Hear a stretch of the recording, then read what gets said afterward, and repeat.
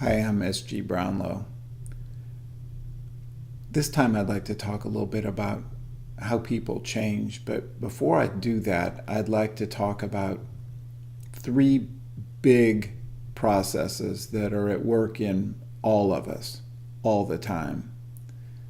The first one I'm going to call maturation. And maturation, we understand it's really about growing, it's about maturing.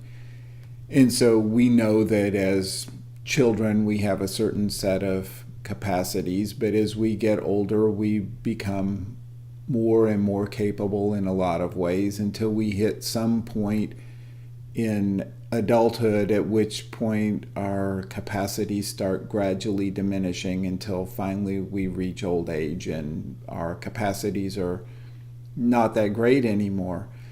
But our capacities are constantly changing as we grow older. And our abilities are changing, and with the changes in ability come changes in roles and responsibilities. And so those things are consistently changing over time.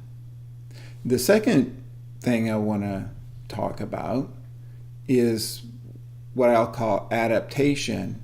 And as we learned from Darwin, adaptation is really important. If you behave adaptively to whatever the environment presents to you, then you're much more likely to thrive and prosper and grow old and mate and replicate. And if you behave maladaptively, then the opposite is true. You're much more likely to not survive very long. And you're likely to not replicate. And so, at a personal level, adaptation is really important because we all want to survive. But at a species level, it's even just maybe more important because if enough members of the species behave maladaptively, given environmental challenges, then the species won't survive very long.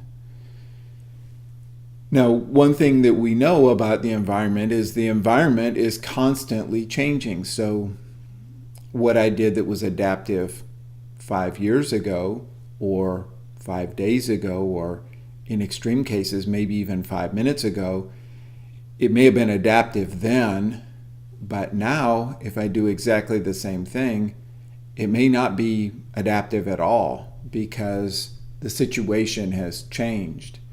And so because the situation changes, the environment changes, I have to change my response. Now the third concept I want to talk about, it goes by different names, but I'm going to call it actualization.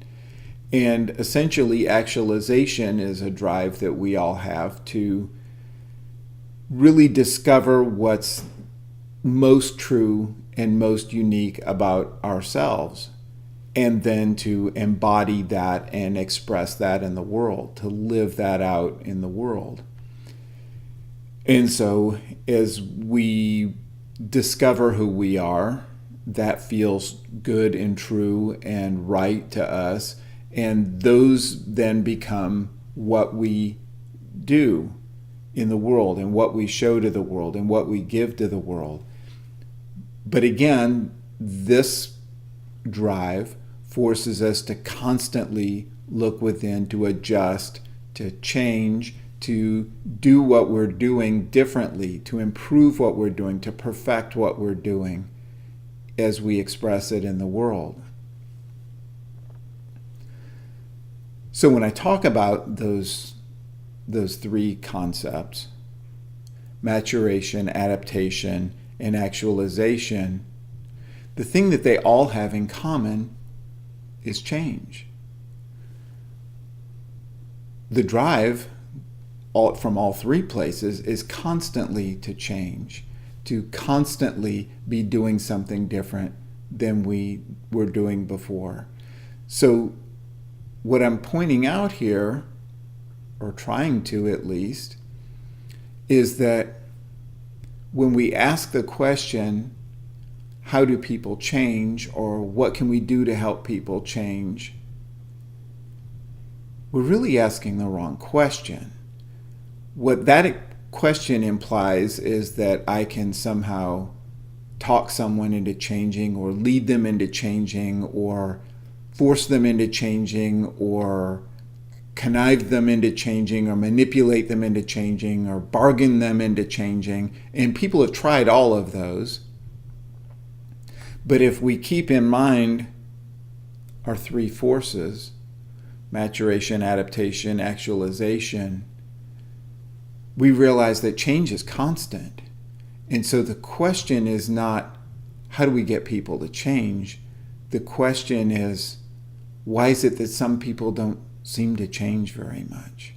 Why is it that they behave immaturely, or they behave maladaptively, or they don't seem to actualize themselves very much? And that's a really different question. And that leads to very different outcomes and very different strategies, because then it's not about getting somebody to change. It's about finding what's blocking them from changing and removing that, and let the natural processes work their magic. So if you're somebody who realizes that your life needs a change, and what you've tried so far hasn't worked, contact me. Let's see what we can do to help.